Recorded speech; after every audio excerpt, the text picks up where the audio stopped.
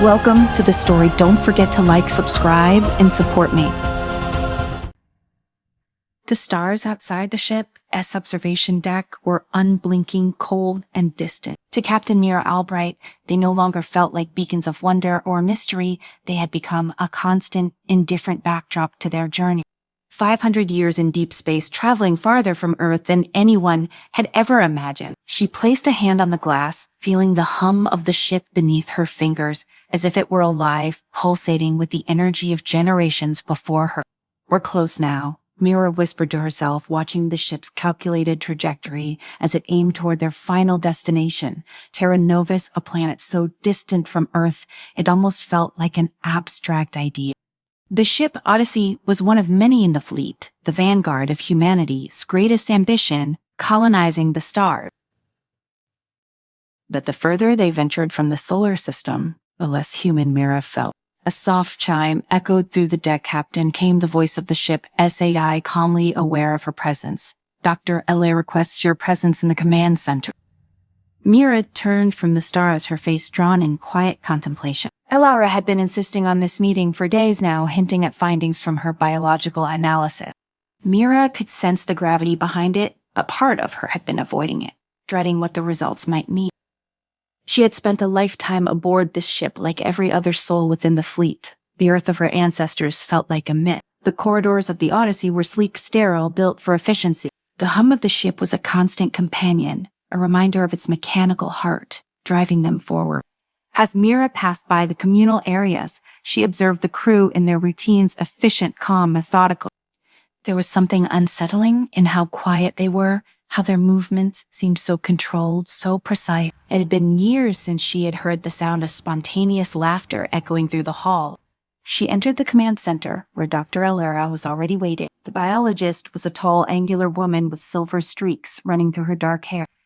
She had the look of someone perpetually engaged in deep thought, her brow always furrowed in contemplation. Captain Elara greeted, her voice tinged with formality. "I have the results from the latest genetic assessment." Mira nodded, taking a seat. "I've ever been anticipating this." Elara tapped a few buttons on the hollow table between them, and a series of glowing three-dimensional DNA strands appeared, slowly rotating in the air. Mira stared at them, though the significance of the information eluded her. Elara's face was tight, tense. "It's so worse than we thought," Para Elara said softly, her fingers tracing the projection. "The genetic drift that started several generations ago has accelerated."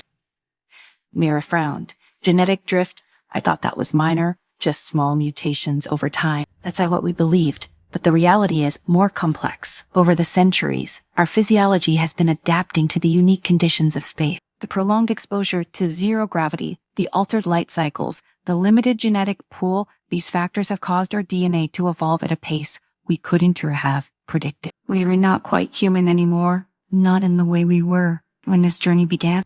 Mira's stomach churned. She had seen the subtle differences in herself and the crew over the years, slightly elongated limbs, lighter skin tones, sharper senses. But this was something else. "How different are we talking?" Mira asked, trying to maintain composure. Elia exhaled slowly, her expression grave. "Tally, significantly. Our muscle structure is different, more adapted to our environment. We were taller, leaner, and our metabolism has shifted. But it's not just physical. Our cognitive functions have changed too. We process information faster, but emotional responses are dulled." The words hit Mira like a physical blow. "She's saying we've lost something, our humanity." "I am saying we've unevolved beyond what we once were." Cautiously, Tashe, whether that as a loss or a gain is up for debate. Mira stared at the holograms, feeling the weight of those centuries pressing down on her. She'd been born in space, as had her parents and their parents before that. None of them had ever known Earth, but they had always believed themselves to be its descendants, carrying the legacy of humankind to new worlds. Now the notion felt more fragile than ever. "Does the crew know?" Mira asked quietly.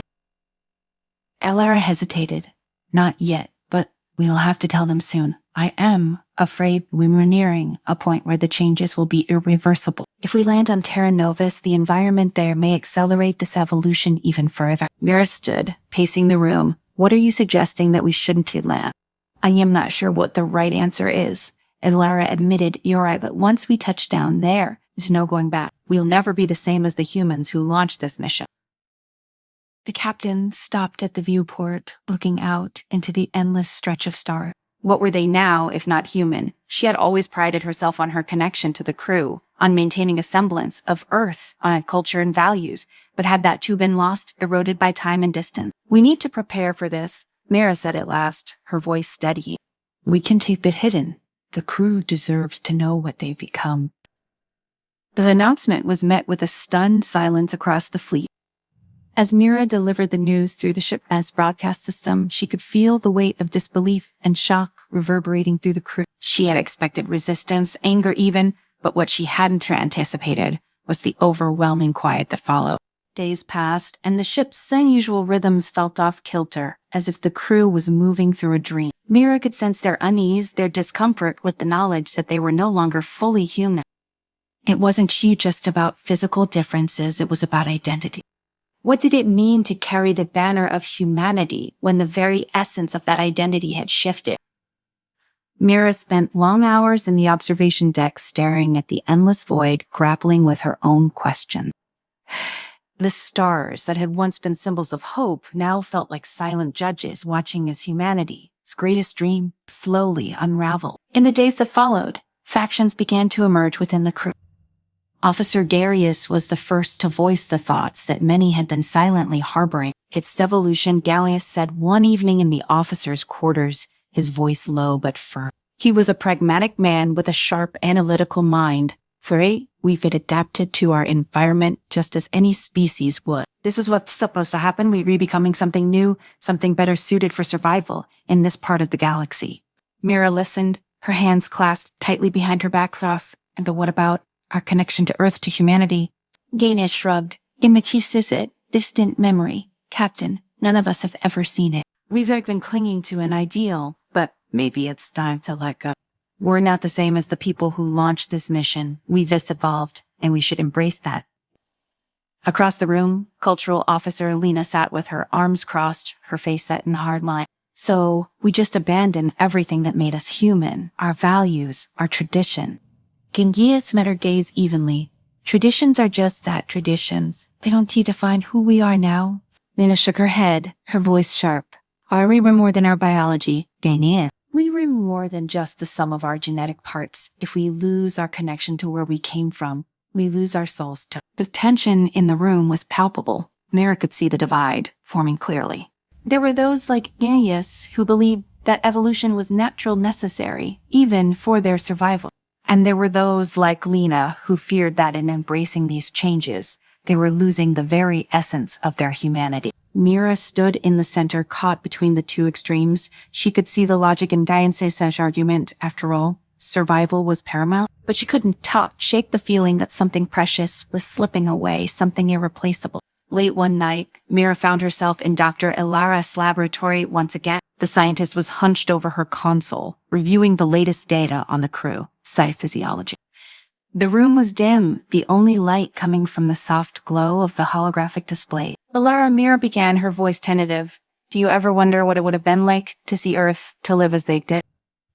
Elara glanced up, her expression thoughtful. I had thought about it. Yeah. But we are so far removed from that now. Earth is a memory that we inherited, not one we live. What we were becoming ... It's not necessarily worse, just different. Mira nodded slowly. But will we still be able to build a civilization on Terra Novus if we were not even the same species anymore? Elara sighed. I think that depends on what we consider civilization. If we measure it by the values we hold, then yes, we can still create something meaningful. But if we define it by biology alone, then maybe we already left that behind. Mira's heart felt heavy with the weight of her ancestors' dream. They had set out on this journey to build something new, to spread the seed of humanity across the stars. But now she wondered if that dream had mutated into something unrecognizable. Elara, she said quietly, what if this is the end of humanity as we know it? Elara met her gaze, her eyes filled with a quiet understanding. Then perhaps it sent the beginning of something else. Era spent the next few days in a fog of indecision. The crew had settled into an uneasy routine. but she could sense the underlying tension in every interaction. In the stiff way, people walked down the halls in the hushed conversations in the mech. It felt like a storm was brewing, one that threatened to tear apart the delicate balance that had kept them functioning for so long. The debate between those who like Gannis embraced the changes and those who feared them, led by Lena, was growing louder by the day. It wasn't just a matter of opinion anymore. It was turning into something more dangerous. A question of survival. If they couldn't agree on their identity, how could they move forward as one crew, one fleet? As Captain Mira knew she would have to make a decision soon.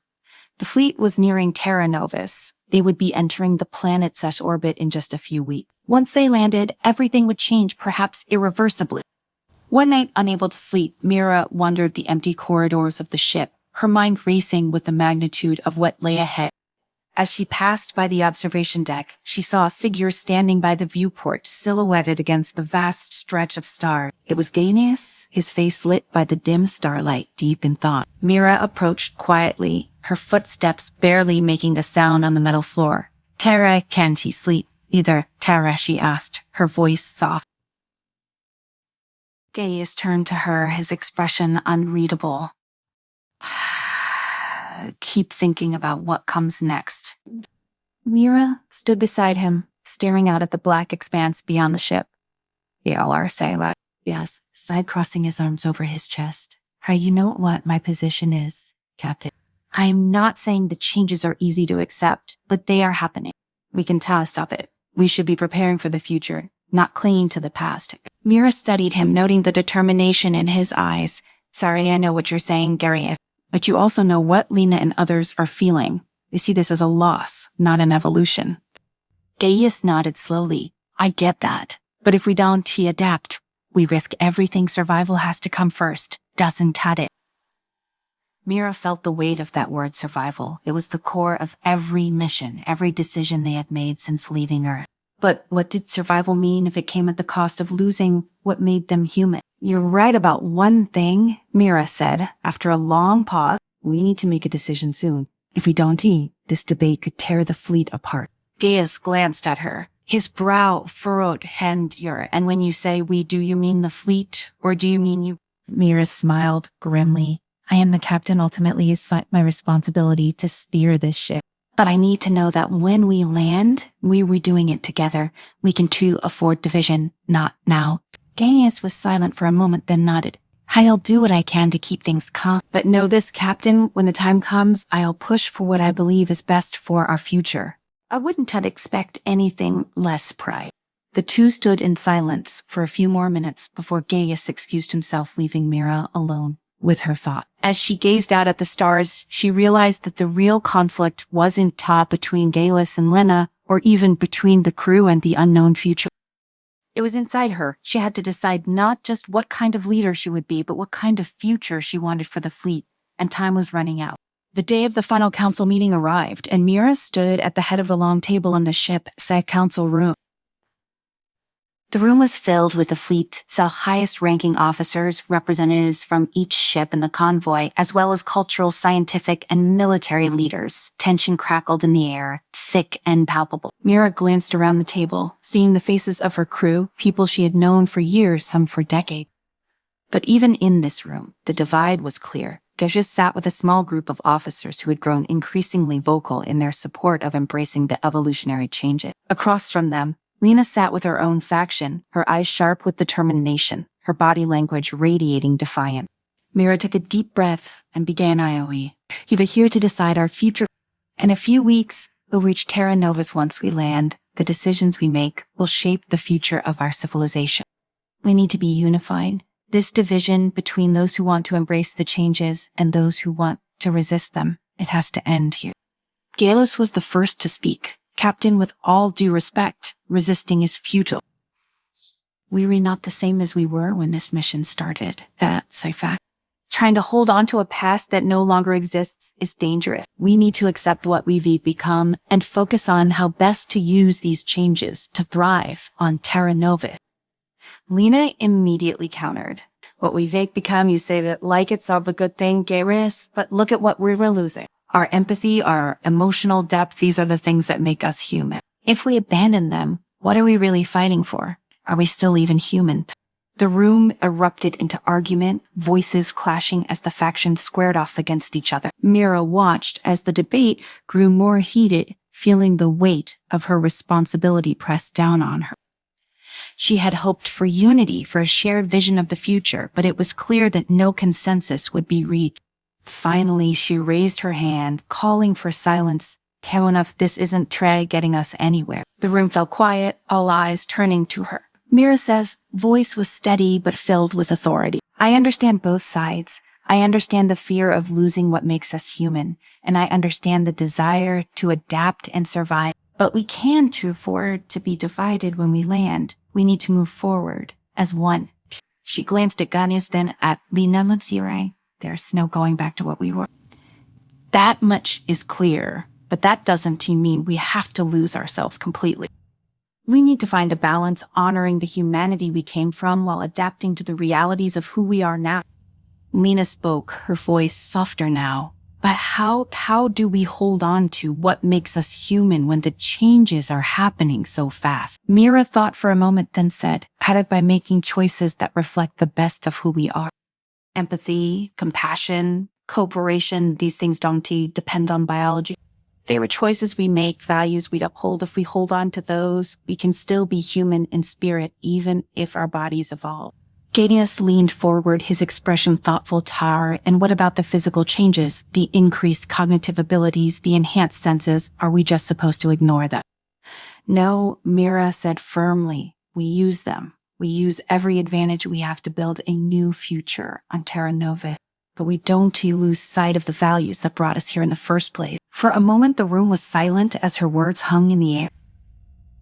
Then slowly, heads began to nod. Even Lena, though still conflicted, seemed to be considering the possibility of compromise. Mira felt a flicker of hope, maybe. Just maybe they could move forward together.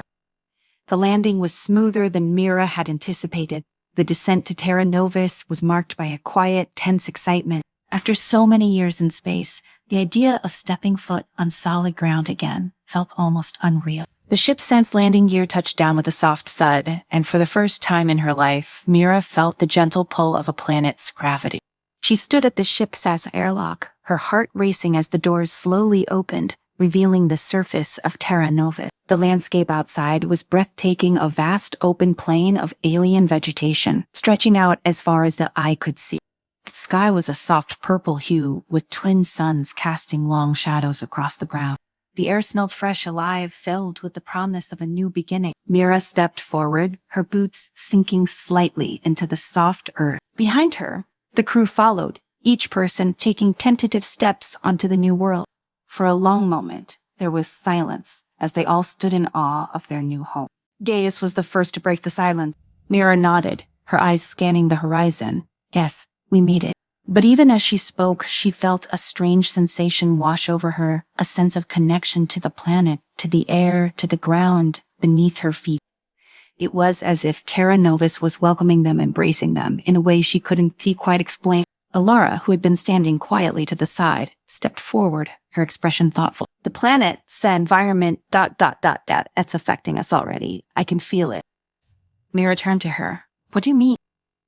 Alara hesitated, then said, I think the evolutionary changes are accelerating. This planet is incompatible with the direction our biology has been heading. Mira's heart skipped a beat, so we were going to change even more.